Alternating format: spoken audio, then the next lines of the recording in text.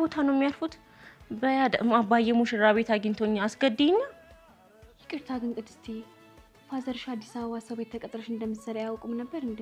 አረ በፍጹም አባዬ ሌላ ስራ እንደምሰራ ነው የሚያውቀው። አባዬ ባለ ብዙ ብር ባይሆንም ባለ ብዙ ክብር ነው። የባል አባት ዘር ነበር። ምንም ቢሆን አሁን ቤተሰቦቹን ለማስተዳደር በቂ ባይሆንም ግን ቢሆንም እኛ ልጆቹ ማይሆን ስራ እንድንሰራ አይፈቅድም። ወይኔ ቡራ ወይኔ ወንድሜ ምን አይነት ሚስት ላይ ጣለው ብዬ ሳልደሰት ወይኔ ወንድሜ ምን አይነት የሚስት አባት ላይ ጣለው ወይኔ ቡራዬ ወይኔ ምን ማለት ነው ደሞስ?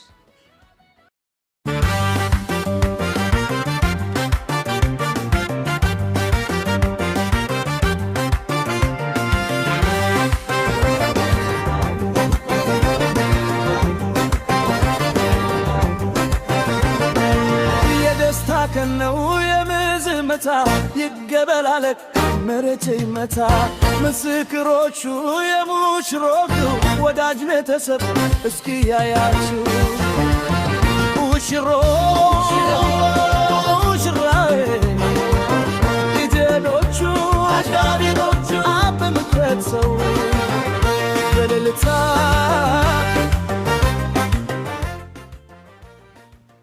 እንዴ ለምን ዘጋችሁ ዘፈኑን ይሰገባ ነው ወይስ እያፈርሽኝ ነው? ዳጣ ነገ የምትጨፍሪውን እስክስታ ተለማመጂ ብለኝ ነው። እንዴ አንቺ እኮ ሻማይጂ ነሽ፣ መድከም አይጠብቅብሽም። እሺ እኔ ልጅ ትቀልዳለህ እንዴ? ለዚህ ለደስታ ያልተፈተሽ ወገብ ታዲያ መች ሊፈተሽ ነው? ቆይ ይሄን አማርኛ ያስተማረች ዳጣ ናት አይደል? አንድ ነገር ብነግርህ ታምነኛለህ? ኦፍ ኮርስ አምንሻለሁ። ምንድነው እሱ ንገሪኝ። በህይወቴ እንደ ዛሬ ቀን ተደስቼ አላውቅም። የነገውን ቀን ደግሞ ሳስብ በደስታ እንዳልሞትብህ ጸልይ። ምሳሌ ስለምን ሞት ነው የምታወሪው? ይኸውልሽ እኔ ፊት በቀልድም ቢሆን ስለሞታት አታውሪ ብዬሻል ነበር እንዴ? ሁለተኛ እንደዚህ እንዳትይ በቃ። በደስታ እኮ ነው ያልኩህ። ደግሞ አባባሉ ነው እንዴ? ደስታ እኮ ደግሞ አይገልም። በቃ እረፍ እያልኩሽ እኮ ነው ምሳሌ። ደስታም ቢሆን እንደዚሁ ገለጭ። እሺ በቃ አባዬ፣ ላንተና ለማዬ በጣም ደስ ብሎኛል። እኔም አንቺ ደስ ስላለሽ እኔም በጣም ደስ ብሎኛል። እሺ እኔም እኮ አንዱን ህልሜን አሳክታችሁልኛል፣ ሌላ ግን ይቀራል። ወንድም ስለማግኘቱ ነው። ለነገሩ አይከብድም አይደል? አዎ አይከብድም የኔ ቆንጆ። ግን ደግሞ ሁሉም ነገር የሚሆነው ያው ፈጣሪ ሲፈቅድ ነው። እሺ ይፈቅዳል። እሺ አባዬ፣ ለእኔ ሲል ይፈቅዳል። እሺ ለማንኛውም ምኞቴን ስላሳካህልኝ አመሰግናለሁ። እና ደግሞ ቅድስትዬን የመሰለች እናት ስላገኘሁ በጣም ደስ ብሎኛል። እኔም አንቺ ልጅ ስለሆንሽ በጣም አመሰግናለሁ። እሺ እንደ ሙሽሮች ላደለው ፍቅር እንዲኖር ይሄ ፍቅራችሁ ዘላለም ይኑር አብራችሁ ከውሩኒ ሙሽሪት ከእንግዲህ ሙሽሪት መባልሽ አረ ወይ ሰሪት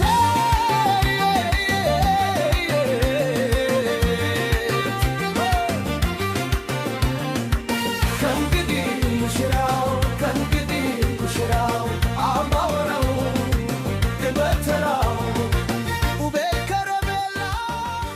ከረቤላ ትዳራችሁ ብሉኝ። አልጣፈጣችሁም ግን? እንጆ ዛሬው ሽታው ራሱ የለም። ማን ይሰራው? አይደለችም ሜድናት ሰራችሁ። መድብል ግን ምን ሆነ ነው? እየደረስኩ ነው እኮ ብሎኝ ነበር። ወይ ካልሆነ ድጋሚ ደውለታ። እኔ እኮ በመሸ ቁጥር ስለሱ ነው አልማስበው። አይጣጣይ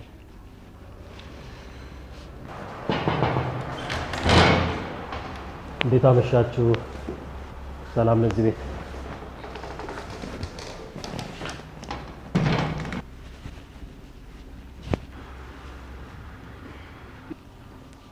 ይቅርታ አራቱ ላይ አረፈደን አይደል? አዲሷ ፍቅረኛ የተዋወቋት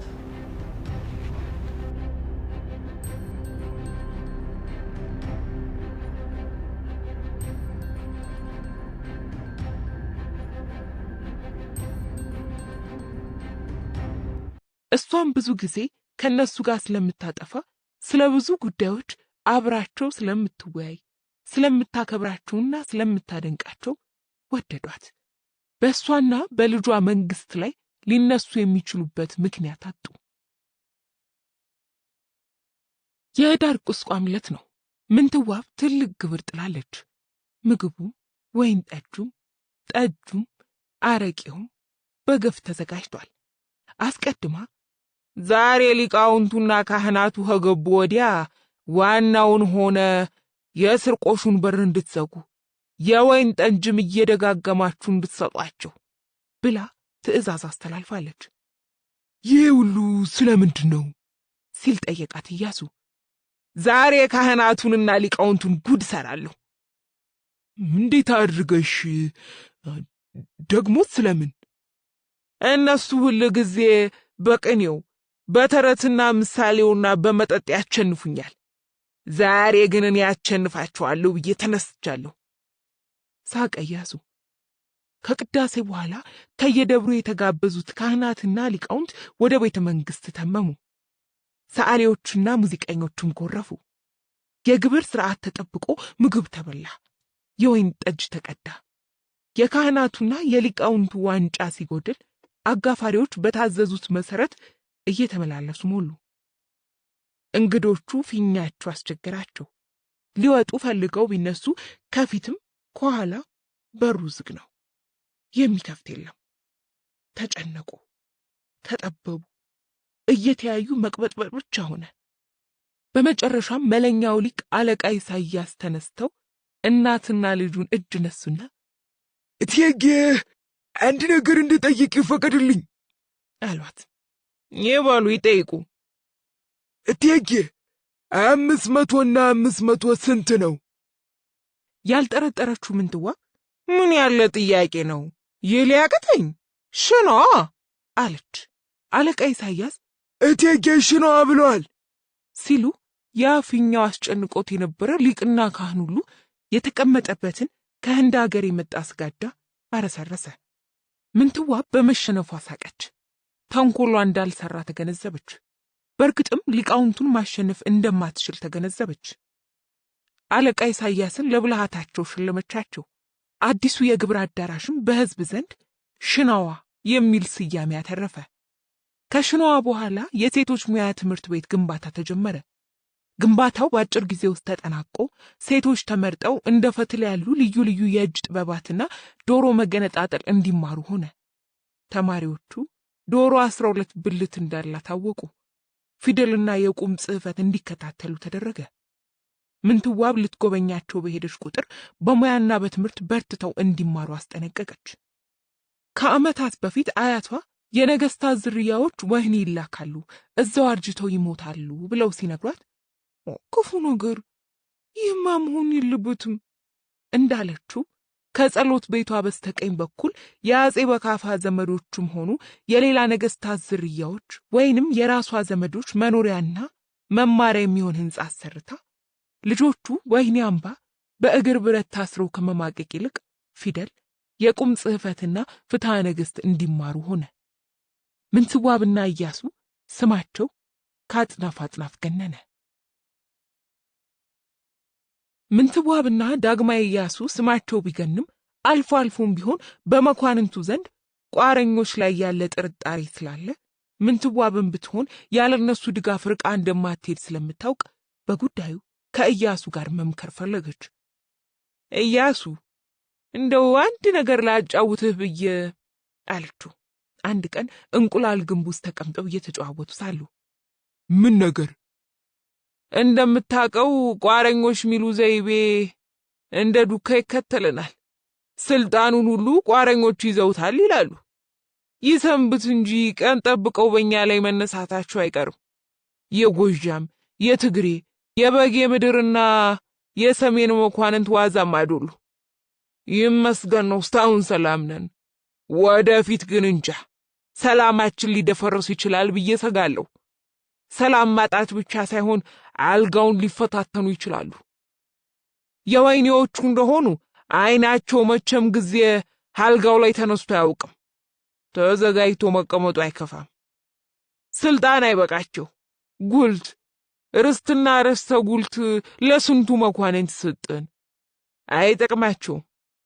ኢያሱ ጥቂቱ እኮ ነው ለሀገር የሚለው። ያለ እነሱ ድጋፍ ደግሞ አይሆን። እነሱን ለማስታገስ ስንቱን ድር የጨረሱ። አሁንም ቢሆን አርቀን ማሰብ አለብን። ነገ አንዱ ቢነሳ አጋዥ ያስፈልገናል። እና ሐሳብ የምን መሰለ? ይህ የሰሜን የጎጃም የበጌ ምድርና የትግሬ ባላባት ሁሉ ቀልቡን ሰብሰብ እንዲያደርግ ወሎች ጠንካራ ጦር አላቸውና ከእነሱ ጋር በጋብቻ ብንተሳሰር ምን ይመስልሃል? ሐሳብሽ መልካም ነው። ማንን ልታጋቢ ያስብሽ? አንተን። እኔን? ከት ብሎ ሳቀ። ናው አንተን ብዙ አስቤበት ነው። አሁን ከወሎች ጋር መጋባት ያስፈልጋል። የልጆችህ እናት ዕቁባት ሆና ትቀመጣለች ማለት ፈልጋ ዝም አለች። እና እኔን ከማን ልታጋቢ ነው አላት ዝም ስትል። ውቢት የምትባል የወሎ ባላባት ልጅ አለች። አጠያይቄ አለላ ናት አሉ። ብቻ የወሎ ልጅ ስለሆነ በድብቅ መሆን አለበት። ኢያሱ ስለ መኳንንቱ ያለችው አሳስቦት ነበርና ዝም አለ። ምንትዋብ ዝምታውን እንደ እሺታ ቆጠረችው። ብዙም ሳይቆይ ምንትዋብ የወሎ ባላባት ልጅ የሆነችውን ውቢትን ከኢያሱ ጋር አጋባች። ውቢትን ክርስትና አስነስተው ወለተ ቤርሳቤ አሰኝተው የመኳንንቱን ጉምጉምታ ለማቀዝቀዝ በድብቅ አስቀመጡ። ውቢት ኢዮአስ የተባለ ወንድ ልጅ ወለደች። ምንትዋብና ኢያሱ ምንም እንኳን ራስ ቢትወደድ ወልደ ልዑል መንግስታቸውን ከዘመዶቹ ጋር አስከብሮና አጠናክሮ ቢይዝላቸውም ባላባቶች ከወሎ በማምጣት ስልጣን ላይ ያስቀመጡ። ሲያንገራግር የነበረውን የጎጃሙን ባላባት ዮሴድቅን ደግሞ ደጃዝማች ብለው ይዞታውን ጨምረው በኋላ ሞጣ ጊዮርጊስን የደበረችውን ወለተ እስራኤልን ድረውለት አረጋጉት። እናትና ልጅ ያሰቡትን ስራ ላይ ከመዋል አልቆጠባሉ። በተለይም ኢያሱ ለአትክልት ቦታ ልዩ ፍቅር ስለነበረው ጎንደርን አጸድ በአጸድ አደረጋት። ሎሚና ሌሎች ፍሬዎች ጎንደርን የመዓዛ ባለጸጋ አደረጓት። አብያተ ክርስቲያናትን በጭልጋ አለፋ ጣቁሳና ጎንደርን በኖራ አሰሩ። ሌሎችን አሳደሱ። ጣና ሐይቅ በታንኳ እየተመላለሱ ኢያሱ ክብራን ገብርኤልን ሲያሳድስ እሷ ደቅ ውስጥ ስሞት እቀበርበታለሁ ያለችውን ናርጋ የኛ ስላሴን በጡብና በጎንደርኛ ይዘት አሰራች። ናርጋ ስላሴን ስታሰራ ስሙር የተባለውን የራሷን ምስል የላከላትን ሰዓሊ አስታወሰች። እንዴት ሊገኝ እንደሚችል አሰበች። ሌሎች ሰዓሊዎች በስዕል ስራው ተሳተፉ። ናርጋ ስላሴ በስዕል አሸበረቀች። ምንትዋብ አክብሮቷን ለመግለጽ ከማርያምና ከክርስቶስ እግር ስር የራሷን ምስሎች አሰራች።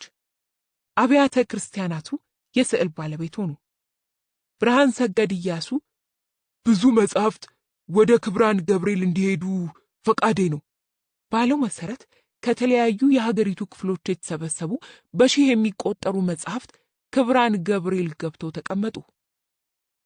አንተ ደግሞ ሁሉ ነገር ወደዛ እንዲሄድ ትፈልጋለህ ብላ ፈገግ አለች ምንትዋብ አንድ ቀን። ቀጠል አድርጋ ለየደብሩ እኩል ማከፋፈል ነው አለችው። ምን መሰለሽ፣ ብዙ አንድ ቦታ መቀመጡ አይከፋም። እህትም ቢመጡ እህት እዛው አንድ ቦታ መጻሕፍቶቹን ማግኘታቸው ደግ ነው። ቦታውም የሰጠ ነው አላት። ክብራን ገብርኤል በሺህ የሚቆጠሩ ብራናዎች ገብቶለት እንደ ታላቅ ቤተ መዛግብት አገለገለ። በመቶዎች የሚቆጠሩ የሀገሪቱ ሊቃውንት ከጎጃም፣ ከሰሜን፣ ከበጌ ምድር፣ ከሸዋ፣ ከትግራይ፣ ከወሎ፣ ከጎንደርና ዙሪያዋ ከ1 ዓመት እስከ 2 ዓመት እዛው ተቀምጠው የሚፈልጓቸውን መጻሕፍት ማገላበጥ፣ መተርጎምና እየገለበጡ ማስፋፋት ጀመሩ። ክብራን ገብርኤል ለወንዶች ገዳምነት ታስቦ የተሰራ በመሆኑ ምንትዋብ ገብታ ለማየት እንኳን ባለመቻሉ አዘነች። ውስጥ ውስጡን ሲቆጫት ቦቻ እንደው ገብርኤል መግባት አለመቻሌ ያሳዝነኛል። የወንዶች ገዳም ይሆን እንደሆነ አንድ ቀንስ እንኳ ብገባ ምን አለበት እያለች ለኢያሱ ብታነሳሳበትም ነገሩ እንደማይጥመው ገና ከፊቱ በመረዳቷ መቼም አንድ ቀን መግባት አይቀርም እያለች ነገሩን ብዙ ከመግፋት ተቆጠበች። አንድ ጠዋት ግን ለመንገር ቆርጣ ተነሳች። ፊቱን ስታይ በጥሩ መንፈስ ላይ ያለ ይመስላል። ይስቃል፣ ይጫወታል። ኢያሱ ጣና ሄጄ ሴቶች ገዳም ኪዳነ ምሕረት እስተ ክብራን ገብርኤል ስጋጃ አስነጥፌ መሬት ሳረግጥ በስጋጃው ላይ ሄጄ ላደረኩት ድፍረት ኋላ ስጋጃውን ለገብርኤል ሰጣለሁ ብያለሁ አለችው። ኢያሱ የሰማይ ቁጣ ባጠገቡ ያለፈ እንጂ እውነትም የሰማው ቃል ከእናቱ አፍ ይወጣ አልመስላለሁ። ትንሽ ራሱን አረጋጋና ለመሆኑ እንዴት ነው እኛ ራሳችን ያወጣነውን ደንብ ራሳችን የምንሽረው? አገርስ ምን ይላል? እኔ ተገቢ ማዶለባይ ነኝ። ወዳጆች ሲሆኑት ካህናት፣ እረ ሰውስ ቢሆን ምን ይለኛል የሚለውን ከግምት ማስገባት ተገቢ ይመስለኛል።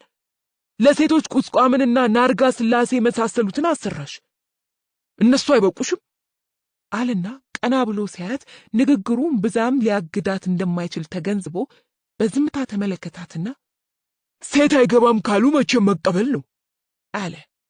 መግባት የማይቀርም ሳላየውም አልሞትም ብላ ንግግሯን ገታ አደረገችና አተኩራየችው። ቀጥል አድርጋም እንዴት አንዴስ እንኳን መግባት አልችልም? ሲታደስ አንተ እኩል ቆሜም አልነበር ያሳደሱት? በኔስ ምክርና ሐሳብ ጭምር ማልነበረ ብዙ ነገር የተሰራው? የኔስ የድካም ውጤት ማልነበረ? ስንመካከርስ ማልነበር አለችው። ኢያሱ የሚለው ጠፋው። እናቱ አንድ ነገር ጭንቅላቷ ውስጥ ከገባ ከማድረግ እንደማትመለስ ስለሚያውቅ ዝም አለ። ቆራጥነቷ ቢያስደስተውም በእንዲህ አይነት አጋጣሚዎች ደግሞ አንዴ ከወሰነች የማትመለስ መሆኗ ይቸግረዋል።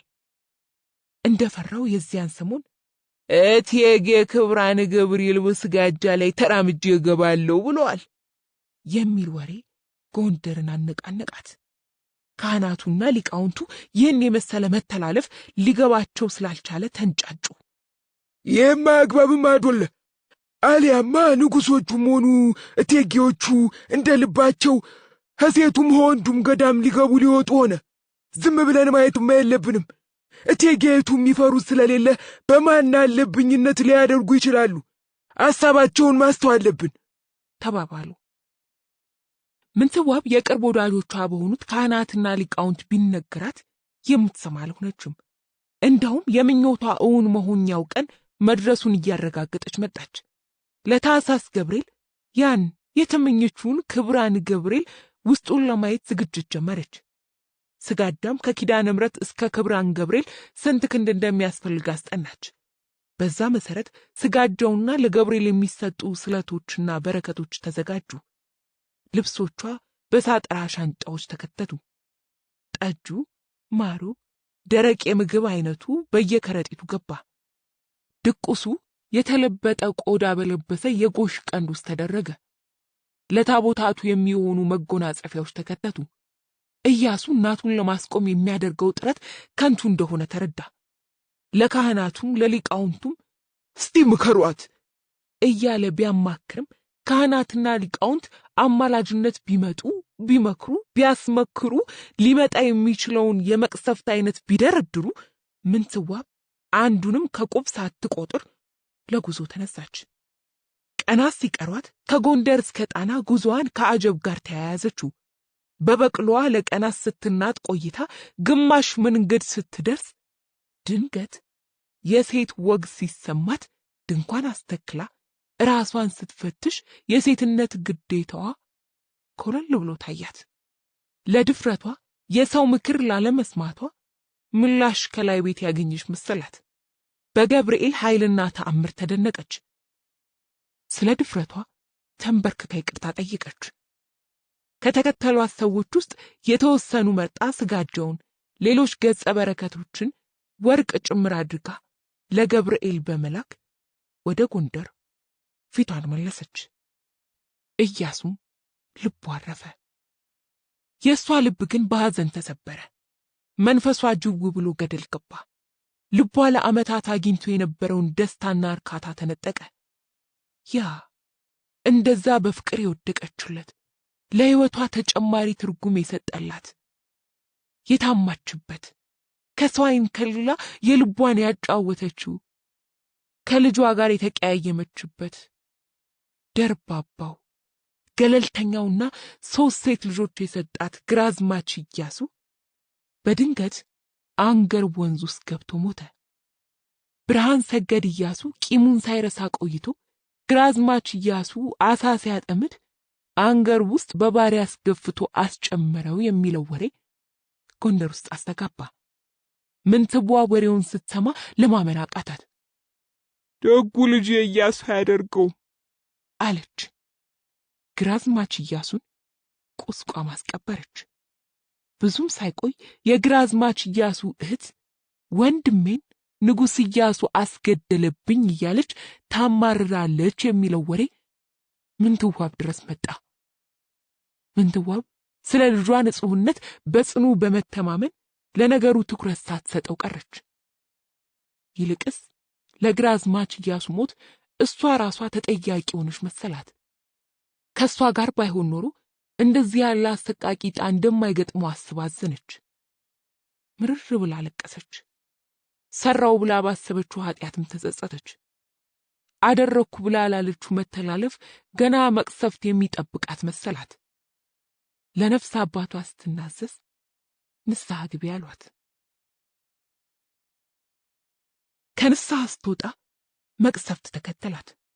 እሷና ኢያሱ በነገሱ በ16ኛ ዓመታቸው ላይ አንድ ጠዋት ምንትዋብ ወደ ጸሎት ቤት ልትሄድ ስትዘጋጅ አንደኛዋ ደንገጡራ መታ ኧረ እቴጌ ሰማይ ምድሩ እርድ መስሏል አለቻት። ቢጫ ስለለበሰው ሰማይና መሬት። እንዴት እንዲህ እርድ ሲመስል በነጋታው አንበጣ ይወራል አሉ። ደግሞም ንፋስ እየነፈሰ ነው፣ ሰማዩም ደመና አዝሏል። ሁለቱም ነገሩን ያባብሱታል። ፈጠን ብላ ወደ መስኮቱ ሄደች ምንትዋብ። እውነትም የጎንደር ሰማይ ቢጫ ሆኗል። አፏን በእጇ ይዛ ምን ጉድ ነው? ምን ይሻላል? አለች። እግዚኦ ማለት ነው እንጂ ሌላ ምን አለ? አለች ደንገጡሯ። ኢያሱ መቼም ይሰማል፣ ይነግሩታል አለች ምንትዋብ ለራሷ። ካህናቱ በፍጥነት ጸሎት እንዲይዙ መልእክት ላከችባቸው። ጸሎት ቤቷ ለመሄድ ወጥታ ተመልሳ አልፍኟ ተቀመጠች።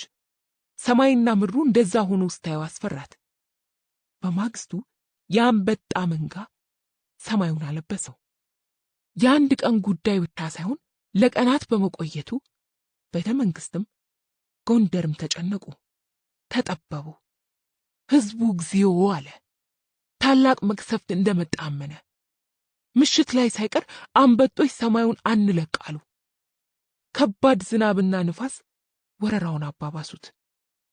ውሎ አድሮም ሰብል ተበላሸ። እየቆየ ሲሄድ ጎንደር ትልቅ ችግር ላይ ስትወድቅ ሕዝቧንና እንስሳዋን ረሃብ አጠወለገው፣ በሽታ አጣደፈው።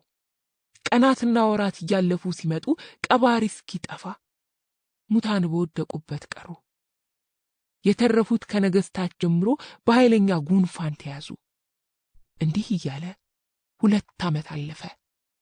ሰው ከደረሰበት ጉዳት ገና ሳያገግም ተምች በመመለሱ ችግር ብቻ ሳይሆን ከቀድሞ የበለጠ ረሃብ ገባ። ጌታችን ወርዶ ከባህር አዳምን ዋና ሊያስተምር አፋፍ ላይ ሆነን ብናየው እያጣለቀ ሰው ተብሎ እንደተገጠመው ሁሉ ጎንደርን ጨምሮ በደጋም በቆላም ሰው አለቀ። ከቤተ መንግስት የተቻለውን ያህል የእህል እርዳታ ቢደረግ እያደር አቅም አነሰ። የቻለ ጎንደርና አካባቢዋን ጥሎ ተሰደደ። መሬቱን ንብረቱንና ደብሩን ጥሎ መሄድ ያልሆነለት ለረሃብና ለበሽታ ተጋለጠ። ጎንደሬዎች የሕይወት ምልክቱ ከፊታቸው ላይ ጠፍቶ ባዶ ላይ አፈጠጡ። ከንፈራቸው ሐሩርና ውርጭ የመታው ይመስል ከስሞ፣ ቆዳቸው ተሰነጣጥቆ፣ የአንገታቸው ቆዳ ተንጠልጥሎ፣ የጉንጫቸው አጥንት አፈንግጦ፣ የሰለሉ እጆችና እግሮቻቸውን ማንሳት ተስኗቸው በረሃብ በጥምና በበሽታ ተንጠራወዙ። መከራ በሰዎች ገጽታ ላይ ግዘፍ ነስቶ ታየ። ለእናት ለአባትና ለልጅ ቀባሪ የሚሆን አቅም ጠፍቶ ጎንደሬዎች አይናቸው ቦዞ እንባቸው ደርቆ እጅና እግራቸው ዝሎ ተቀመጡ። ትናንት ስቃው ወደው ጠልተው ከቶውንም በልተው የማያውቁ መሰሉ። ዛሬ ተስፋቸውን ተነጥቀው ከሞት ጋር ተፋጠጡ። ነገ የነሱ እንዳልሆነች አውቀው እጃቸውን ለሞት ሰጡ። ሞት ያ የሰው ልጅ የቁም ቅዠት አላስደነግጥ አለ። እንደ ተራ ነገር ተቆጠረ። ጎንደሬዎች የሚዘክሯቸው መላእክትና ቅዱሳን ሁሉ ወዴት እንደሄዱ ጠየቁ። የእግዚአብሔርንም መኖሪያ አጠያየቁ። እንደ ዳዊት ጆሮን የፈጠረ አይሰማምን? ዓይንን የፈጠረ አያይምን? ብለው አቤቱታ አስገቡ። ሕፃናት ጡት አፋቸውን እንደሸጎጡ እናቶቻቸው እቅፍ ውስጥ ለዘላለም አሸለቡ። ጎንደር ጉልበቷ ዛለ።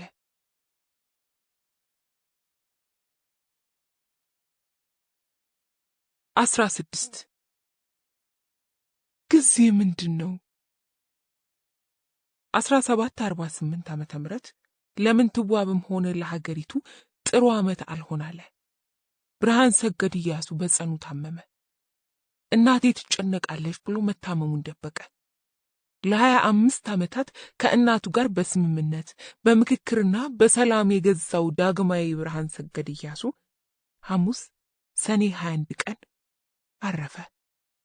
የህመሙ መንስኤ ባይታወቅም የግራዝማች ኢያሱ እህት የወንድሟን ደም ለመበቀል መርዝ አብልታው ነው የሚል ወሬ ጎንደር ውስጥ ተዛመተ።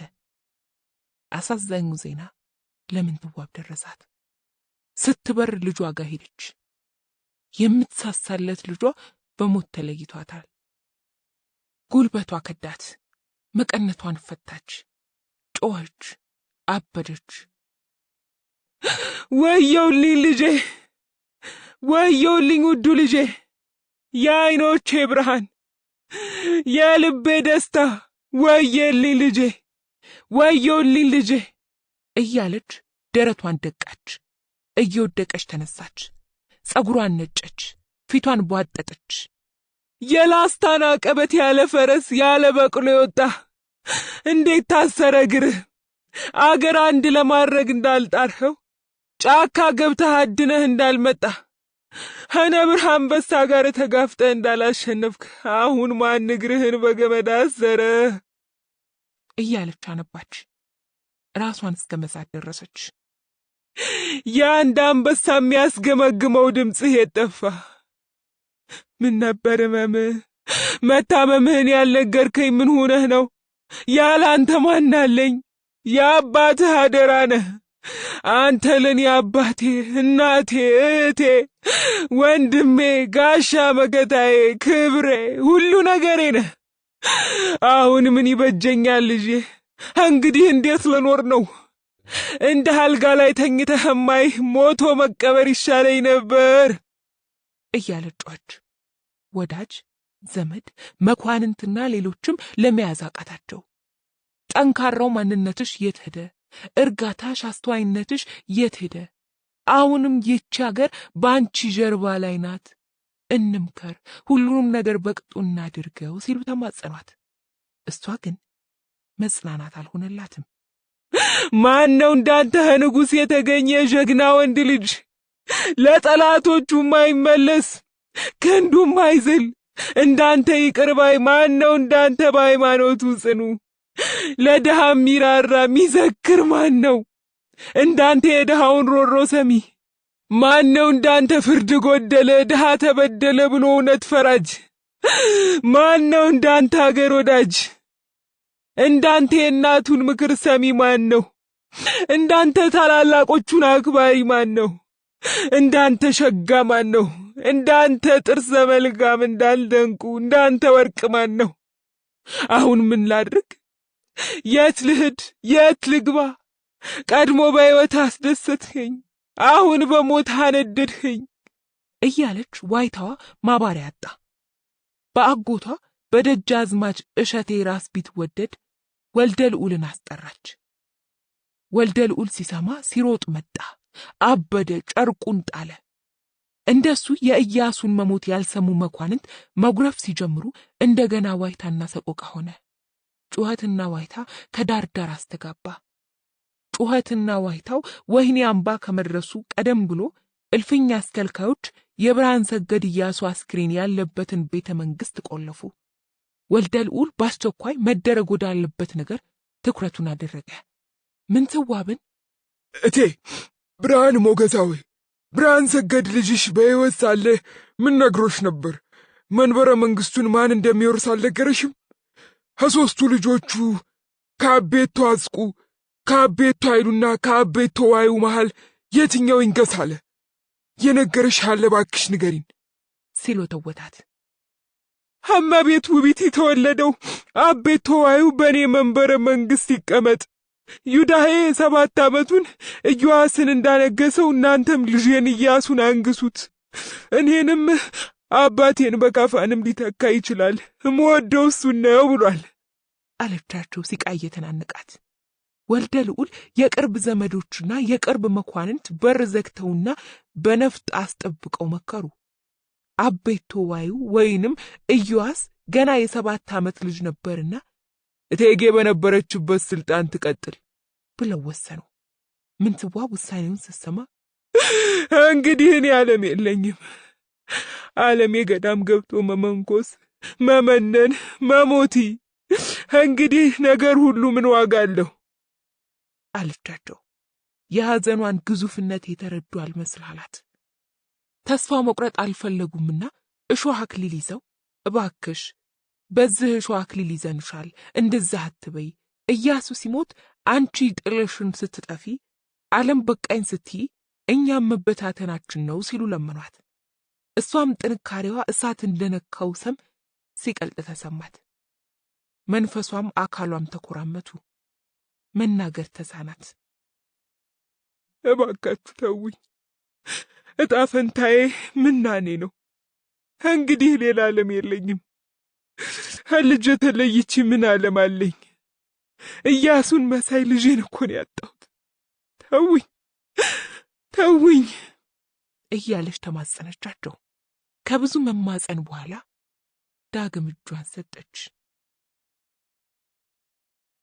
ኢዮአስ ወደ ቤተ መንግስት እንዲመጣ ተደርጎ ዘውድ ጠባቂው ነጋድ ራስ ጊዮርጊስ የዳግማዊ ኢያሱን ዘውድ ይዘው መጥተው በተለመደ የንግስ ሥርዓት ንጉሠ ነገሥት ኢዮአስ ነገሰ። የኢዮአስ ንግስ በአፋጣኝ ከተፈጸመ በኋላ መለከት ተነፋ፣ ነጋሪት ተጎሰመ። አዋጅ አዋጅ አዋጅ! የሞትንም እኛ ያለንም እኛ፣ ጆሮ ያለ ስማ፣ የሰማ ላልሰማ ያሰማ። ዳግማዊ ኢያሱ አርፈዋል፣ ኢዮአስ ነግሰዋል። ጠላቶቻችን ይፈሩ፣ ወዳጆቻችን ይደሰቱ። ባለህበት እርጋ፣ ነጋዴም ነግድ፣ ገበሬም ምረስ ተብሎ ታወጀ። ነጋሲያን ሲሞቱ እንደሚደረገው የማቅ ድንኳን በሰማያዊ ሐር ጨርቅ ተከለለ። ጸሎት ተደረገ። እስከ 5 ትውልድ እየተጠራ ተጸለየ። ዳግም ታላቅ ለቅሶ ሆነ። ማቅ የለበሰችው ምንትዋብ ከኢያሱ ቤት ወርቅ እንዲመጣና ለእይታ እንዲቀርብ ብታዝም ኢያሱ ካዝና ውስጥ የተገኘ ነገር አልነበረም። አድሎ ጨርሶታል። አንዳንዴም እንዳባካኝ እየተቆጠረ ከሕዝብ ትችት ደርሶበታል። እንደ ደንቡም አልባሳቱና ሌሎችም ዕቃዎቹ በሰጋር በቅሎ ለእይታ ወጡ። ስለ ዳግማዊ ኢያሱ አውርተውና አመስግነው የማይጠግቡት በሕይወቱ ሳለ የኢያሱን አምላክ ስሙን አንስቼ ወደ አሰብሁት አገር ልሄድ ተነስቼ በኢያሱ ዘመን በብርሃን ሰገድ ተድላህ ደስታ ጋር ስላለህ መንገድ ስንቅም አልሸከም የትም አገር ብሄድ ለአጤ ኢያሱ ዕድሜ ለምናለው ታሰብኩት አገር ደህና ደርሻለው። ዕድሜ ለምናለው ለአጤ ኢያሱ ከቤቴ ስወጣ ስንቄ ነውና እሱ ቁርስና ምሳውን መክሰስ ራቱን የተመገበ ኧረ ለመሆኑ በኢያሱ ዘመን ማን ነው የተራበ ሲሉ የገጠሙለት ጎንደሬዎች ሞቱን ሲሰሙ መንገድ ላይ ወጥተው ፈሰሱ። ሴቶች ደረታቸውን ደለቁ፣ ወንዶች አነቡ።